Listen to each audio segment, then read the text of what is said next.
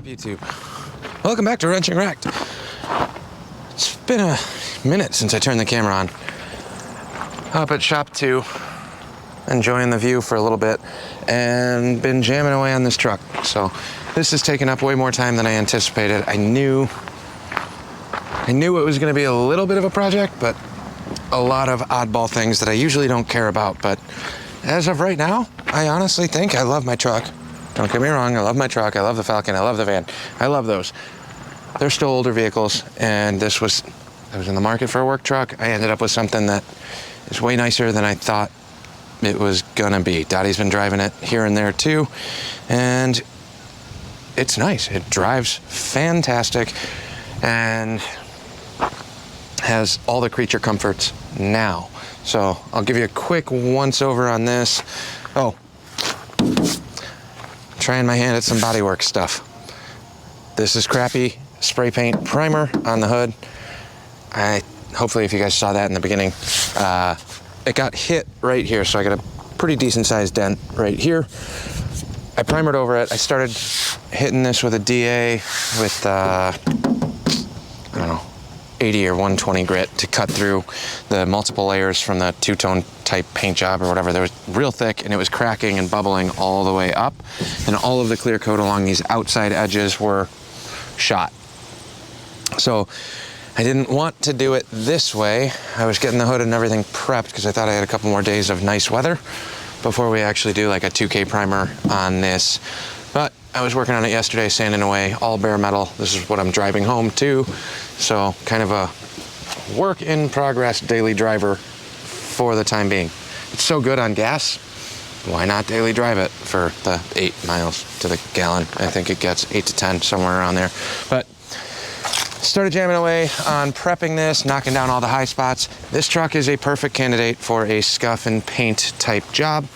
The grill, I didn't mask any of this off. Well, I tried, and then I continued painting after. So it's got a ton of overspray, but it's all rippled. So this is gonna get replaced. I'm turning it into a really nice truck, or at least attempting to turn it into a really nice truck for the time being while I have it. But I was working on this yesterday at the shop, sanding it. Huge bare metal spot from like here to about here. And there was a couple little ones up in here and a couple little ones there, and the outside edge of the fender got stripped to bare metal.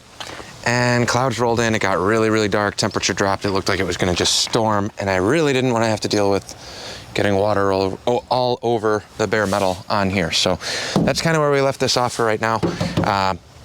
Honestly, even with the black hood, I know it's got overspray everywhere. All of this is gonna get resanded off. I know it's more work for myself, and I know I did that, but taking off a couple thin coats of primer is substantially easier than trying to take off any rust or metal pitting from rust. We gotta patch this hole in the door, so I gotta pop this panel off at some point. I'm just gonna cut a piece of steel, drop that in there, and then I have the new cab corners for this section. I still need to pull the running boards. I need a rocker on the driver's side, and I'll do the cab corner on the other side as well. But other than that, I mean, truck-wise, this thing is pretty straight. I found a couple dents up here when I was making sure that I could get this to go back in. So we'll have to do a little bit of Bondo work here and there. And my buddy gave me a Harbor Freight stud welding kit to try and pop these. I don't even know if it's worth it. They're so small in the grander scheme. I don't know, probably maybe a 1/4 inch deep at the deepest there. So I got 2 spots here, and then that front hood. But other than that, and obviously the sheet metal repair. But other than that, I'm looking at damage spot. So that's 2, 3, 4. Much bigger project over here, but the rocker on this side is fantastic. Look at this. But then you go to the driver's side, and it's exactly the opposite. This cab corner is not too bad, but it's definitely getting soft. I got a small hole here, but from here down. So we'll replace that while we're doing it. And then this rocker needs a little bit of love. So passenger side's fine, driver's side's not. New wheels, new tires. Well, freshened up wheels, new tires. Got the backup camera installed. Let's go listen to the click of doom from this stupid blend door deal. But head unit is working. Song from the Jam XRT. Quiet you. AVN. We're in park right now, so it's not doing anything. Bam. We have backup camera. And the clickety click, click, click. I honestly don't even notice that anymore. I've gotten so used to listening to that, even though it annoys the crap out of me. Well, it did. But that's kind of where we're at on this thing. So this is where I've been spending most of my time. I haven't filmed all of it. I filmed a good amount. We're gonna get away from working on this because now we're kind of getting into bodywork stuff. I'll film and post some of that if you guys are interested in it, but let me know in the comments. I mean, it's bodywork. I don't know anything about bodywork, so I'll probably take you guys along for the ride just for the sake of being authentic to the channel, and this is what I'm working on. But if you guys are getting totally bored of the truck, don't worry, there's plenty to keep me busy. We're up at the shop now, well, the barn, and my buddy with the Road King just came by, picked up that, drove that home for the first time in 4 years, I think it's been, since he's ridden that. And we have plenty to do up here. This bike needs to get ridden back to my buddy's house, and I need to get my chopper back. I really need to start digging into this Superglide. This is probably actually going to be the next one up on the list moving forward. She is leaky.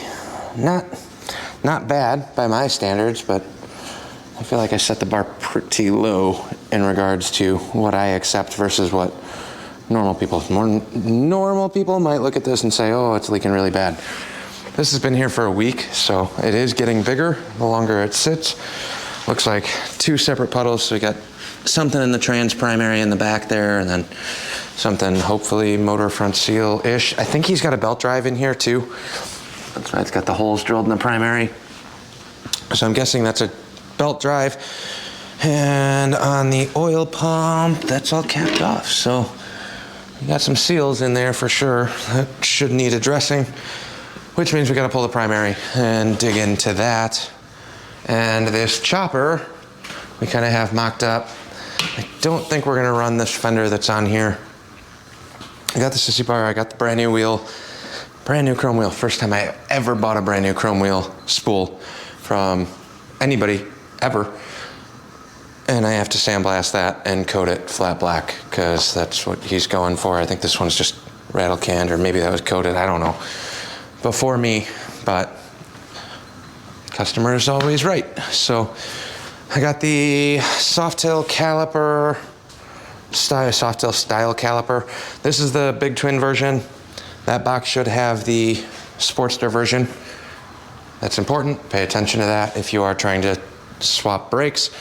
If you have a Sportster, your chain is on the wrong side from a big twin one. Should be pretty obvious, but if you're new and you're not familiar at all, big twin parts will not work on your Sportster because their final drive is completely different. So that's kind of what we're looking at. This is going to, I should be jamming on this. I have enough parts where I can start slapping more stuff together. We're gonna switch out these rockers, run this style. Got new wheel bearings, that's 5/8 bearing wheel. Hoping this will be a 5/8 axle. I think I have a brand new axle kit, 1 or 2 of them in here, yeah. I grabbed a couple axle kits, different lengths and versions. I don't mind having extra axles because I will need another setup for my Ironhead project over here. And the longer I've been working on this, the neck cups that are on this bike came out of my own personal stash. I'm just kind of flip-flopping parts back and forth. When I get around to finally getting into this, it'll live on the lift for a while. I'm still looking for another lift reasonable. I don't even care, another crappy Harbor Freight one. I have the one at my house, but I don't want to get rid of that. There's a chance I might actually bring this Superglide back to my house. But my garage is absolutely trashed and I haven't had a chance to clean that up and get it functioning and working again. Just been too busy playing stupid truck things. So, I don't know. I'm also running out of, I know we have a paint booth, but I don't want to paint a car in there with how much sand and media and how much dust is in there. It's a terrible environment for paint. The truck will be getting its primer coats outside, maybe on the inside of my other shop, but we'll kind of see what we're gonna do on that. Ideally, I wanna get the front fenders and the hood prepped, bondoed, ready, and then spray the truck in 3 parts. It's gonna be, front half is going primer gray, the cab, doors, extended cab, rockers, all of that will be round 2. And then, well, actually the bed might come in between that. The bed's in really good shape on here. So that's literally just gonna be a quick scuff. I don't know what I'm doing with the running boards. I kinda wanna just get rid of them, but I don't know if I wanna plug all the holes to do that, or at least keep the option of being able to slap them back on there. I don't know. I think fresh paint might not look as bad. Still gotta decide on that end. Let me know in the comments what you guys think. Ditch them completely and get rid of the 90s? Rip the 90s off of that truck? Or leave it as is, you know? That back one is very useful. Could also do like Nerf bars or something too. I like having a step on the side to jump into the bed, but just a quick little update. Got the trans jack in there. I might be filming that Impala trans removal tomorrow. It's a 64 Impala, pretty hot rodded, quick little car. It did hit 10s back in its prime at Great Lakes at one point in time, but it's got a freshened up motor and the trans is just pissing everywhere, even though it just got rebuilt. So we gotta take a look at that. Hopefully we can figure it out. Worst case scenario, trans is coming out and it's going back to the shop that did the work. So we'll keep you guys posted.